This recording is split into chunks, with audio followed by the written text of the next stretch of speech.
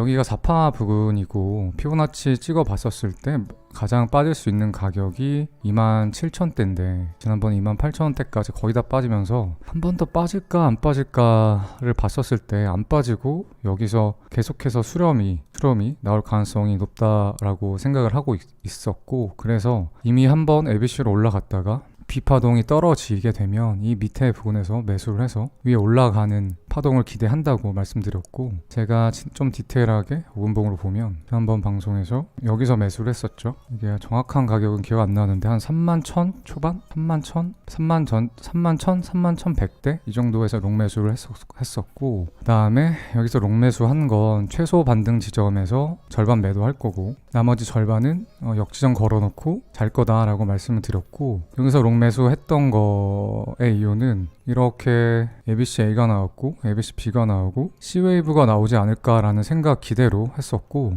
피보나치 찍어 봤었을 때 이 지점이 전체 구간의 382 구간이죠. 382 구간이고, 그 다음에 15분봉 봤을 때 여기가 상승 다이버전스 구간이고, 그렇죠? 첫 번째 피보나치 382 구간, 두 번째 15분봉 상승 다이버전스가 있어서 단기간 추세 전환이 일어날 자리, 그 다음에 세 번째가 지난번에 조정 받았었을 때 매수세가 붙으면서 반등이 왔던 자리, 같은 자리에서 똑같이 지지받을 확률 높은 자리, 그렇고 네 번째로 여기 지금 볼륨이 이 구간 볼륨 대비 좀 높았죠. 그러니까 매수세가 붙었다는 거잖아요. 그래서 이렇게 볼륨을 봐서 그냥 네 가지 근거로 여기 이 자리에서 매수를 했었고, 그런데 혹시 한 번 더 떨어지면 제가 말씀드렸던 게 밑에서부터는 반등이 올지 안 올지 확신이 없다. 그렇기 때문에 여기가 마지막 자리라고 생각하고 매수를 하고, 그런데 혹시 떨어질 수도 있으니 최소 반등은 여기까지는 무조건 올 테니 여기서 1차 익절을 하고, 떨어지게 되면 본절한다. 이러면 전체 시드에서 이거는 본절 나간 거고 반은 익절 나간 거니까 포지션 들어간 거는 무조건 수익으로 끝날 거다 라고 말씀을 드려서 매수를 했었고, 방송 중에 올라와서 여기서 절반이 아니고 60% 매도를 했죠. 60% 매도를 했었고 40%는 지정 걸고 기다려 보겠다라고 해서 방송을 껐었고, 다음날에 자고 일어나 보니까 가격이 이쯤이더라고요. 이쯤이었어요. 그래서 저는 한 번 더 추가 매수를 했어요. 그러니까 여기서 매수하고, 그 다음에 정확하게 여기였죠. 여기서 매도를 하고, 그 다음에 다음날 제가 자고 일어나서 매수했던 자리가 이 자리였네. 반등 올 수 있는 이게 ABC A였고, 만약에 B고 C웨이브가 나오면 반등 올 자리라고 생각하고 추가 매수를 했고, 그 다음에 무조건 반등 왔다가 꺾일 수 있는 자리가 이 자리라고 판단해서 또 여기서 절반을 팔았어요. 매수했고 매도했고 추가 매수했고 추가 매도했고, 그 다음에 나머지 절반 들고 있던 것만 역지정 나가야지 생각했는데 조정받고 반등 오더니 떨어진 자리에서 여기서 본절에 나갔어요. 그러니까 매수하고 절반 익절하고 추가 매수하고 추가 매수한 것만큼 익절하고 여기서 본절 나갔습니다. 이렇게 했었고, 지난번 방송 켰었을 때 시드가 얼마였죠? 11,000이었나? 11,000대였던 걸로 기억하는데 지금은 그렇게 해서 13,600 정도고, 이 이후에는 제가 모르기 때문에 매매를 안 한다고 말씀을 드렸죠. 실제로 진짜 모르겠어서 매매를 아예 안 하고 쉬었어요. 이 구간은 진짜 어떻게 흘러갈지 모르겠어요. 그렇기 때문에 매매를 안 했고, 지금도 매매를 안 하고 있고 포지션이 없고, 그래서 어쨌든 지난번 그 분석했던 거 다시 한번 봤고, 그 다음에 실제로 제가 매매 어떻게 했는지 말씀드렸고, 다음 차트 예상에 대해서 이제 말씀을 드려야 되는데 지금도 모르겠어요. 그래서 매매를 안 하고 있어요. 이게 오늘 방송을 킨 가장 큰 이유인데 뭐냐면, 원래 방송을 하는 게 분석 방송이면 분석 내용을 전달해야 되는데 차트를 봐도 모르겠다라는 말을 하려고 방송을 켰다는 게 말이 되냐, 이렇게 생각하실 수도 있겠죠. 그렇게 생각할 수도 있는데, 제가 누누이 이야기했지만 모르면 모른다고 인정하고 매매를 안 해야 돼요. 그러니까 사람들마다 여러 가지 매매 원칙이 있을 수 있는데 저는 공통된 매매 원칙이 한 가지는 확실하다고 봐요. 그러니까 내가 분석해서 정확하게 매수할 수 있는 자리, 그래서 내 최소한 승률이 이거는 70% 이상은 내가 수익 날 자신이 있다, 확신하는 자리면 매수를 하고, 그렇지 않으면 매매를 포기하고 자신 없으면 관망해야 돼요. 자신도 없고 분석에 확신도 없는데 이전에 내가 손해를 났다고 해서 손해를 복구하기 위해서, 또는 수익이 너무 없기 때문에 수익을 내려고 억지로 매매하다가는 오히려 자기 분석에 확신이 없는 상태에서 매매하면 자꾸 롱숏 바꿔가면서 차트에 휘말리게 되거든요. 차트 흘러가는 대로 자꾸 추격 매수하고 추격 매도하고 이런 현상들이 벌어져요. 그래서 모를 때는 차라리 쉬는 게 맞다. 이 말씀을 좀 전달드리고 싶어서 혹시 시청자분들 중에서 지금 분석에 자신 있다 하시는 분들은 당연히 그렇게 매매하시면 될 것 같고, 제가 봤었을 때 자신이 없다 하시는 분들은 쉬는 게 맞아요. 억지로 매매하시면 괜히 손해만 납니다. 그렇게 생각하고, 그렇지만 어쨌든 간에 분석은 어떻게든 해봐야죠. 제가 지금 이제 기다리는 자리가 두 자리가 있거든요. 그 자리에 오면 매매를 시작할 거예요. 그 자리가 뭔지에 대해서 말씀을 드릴게요. 트렌드 라인을 그어보면 누가 보더라도 웨지죠. 웨지를 보는 사람들이 많을 거예요. 그러니까 웨지라는 건 지금 폴링 웨지죠. 밑이 뾰족한 아래로 내려가는 삼각형인데, 뭐 삼각형은 크게 보면 세 가지를 생각하면 돼요. 이렇게 위아래가 대칭인 시메트리컬 삼각형, 이러면 수렴하다가 위로 올라갈 수도 있고 내려갈 수도 있고, 이 패턴만 보면 5대5 패턴이에요. 물론 이게 엘리엇 웨이브상에서 4파에서 수렴이 나오면 마지막 5% 완성하기 위해서 상방으로 가는 경우가 당연한 거죠. 근데 그렇지 않고, 이게 임펄스가 확신하다는 자리가 아니면 이게 ABC가 나오고 수렴하다가 밑으로 꺼지는 자리도 있어요. 대칭형 삼각형이라는 거는 이렇게 수렴하다가 위로 갈 수도 있고 아래로 갈 수도 있는 패턴인 거고, 그 다음에 지금이 이제 대칭형이 아니죠. 아래가 점점 기울기가 낮아지고 위로 내려가는데, 그래서 입구에서부터 아래로 갈수록 아래를 가리키죠. 이 패턴도 똑같이 한 번, 두 번, 세 번, 네 번, 다섯 번, 그러니까 W, X, Y, XG 이렇게 카운팅을 하는데, 어쨌든 이렇게 5번 삼각수렴과 마찬가지로 진동 운동을 하다가 이 폴링 엣지 같은 경우는 위로 이탈하는 패턴이거든요. 반대로 이렇게 그 라이징 웨지가 나오면 하나, 둘, 셋, 넷, 5번 똑같이 하다 결국엔 밑으로 가는 패턴인 거고, 그리고 이렇게 나오는 게 임펄스가 5파가 다 나고 나오면 이걸 우리는 엔딩 다이아고널이라고 부르기도 하죠. 어쨌든 그런 패턴인데, 근데 지금 이제 주목할 만한 점은 제가 왜 여기서부터 매매를 안 한다라고 했냐면, 두 가지 가능성이 다 있기 때문이에요. 그러니까 예를 들어서 여기를 이런 식으로 카운팅한다. 예를 들어서 W, X, Y, XG로 보고 있다고 해도 무방해요. 그래서 지금 마지막 G가 여기서부터 ABC A, ABC A, 그 다음에 ABC B, 그 다음에 C 이렇게 내려간다고 봐도 무방해요. 이렇게 봐도 무방해요. 이렇게 되면 여기서 완성될 가능성이 굉장히 높거든요. 이렇게 봐도 무방하고, 이렇게 되면 다음 롱 매수할 수 있는 자리는 이 자리가 되겠죠.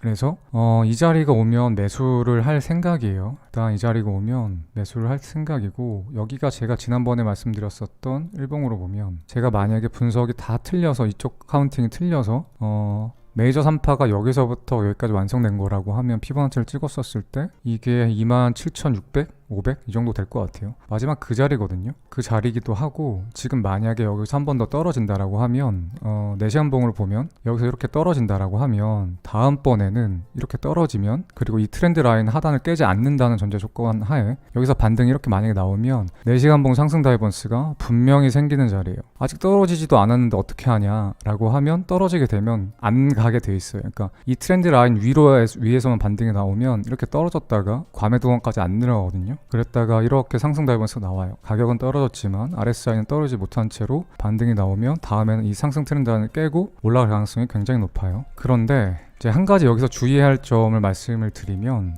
이거는 아무런 거의 지식이 없는 사람이 보더라도, 초보가 보더라도, 초보 눈높이에서 보더라도 이 패턴은 조금만 공부하면 아는 너무 흔한 패턴이고, 그 다음에 보통 초보들도 이렇게 선은 그어 보거든요. 저점 고점. 그러면 이 자리가 다음 트렌드 라인 하단, 그러니까 지지받을 수 있는 자리라는 건 다 누구든지 인식을 할 거예요. 보통 비트코인 같은 경우에 이렇게 폴링 엣지가 나오게 되면, 예전에 제가 엔딩 다이아고널 설명드릴 때도 마찬가지였는데, 마지막 E 웨이브, 그러니까 이거를 ABCD로 본다라고 하면, A, B, C, D, E 웨이브라고 본다고 하면, 이 웨이브가 꼭 이렇게 트렌드 라인에 잘 닿지 않아요. 그래서 이 C 전저점, C 웨이브만 깬 상태로 이 밑에 하단 트렌드 라인은 닿지 않고, 여기에서 C 웨이브 깨자마자 전저점이 또 뚫렸다, 진짜 지옥 가나? 라는 생각이 들자마자 V자 반등이 올 때가 종종 있었거든요. 비트코인에서 주로. 이 하단까지 준 경우가 별로 없어요. 지금 누구나 보는 뻔한 패턴이어서 이 뻔한 패턴대로 갈지 안 갈지 모르겠어요. 근데 만약에 간다고 하면 일단 주의사항은 이 자리까지 안 줄 가능성이 높다라는 거고, 그렇다라고 하면 이 자리가 깨지자마자 바로 밑에서 매수를 받아야 되나? 라고 하면 그것도 좋지가 않아요. 왜냐면 혹시나 이 분석이 틀렸을 때 뒤가 없어요. 그러니까 뭐냐면 뒤가 아예 없는 건 아닌데,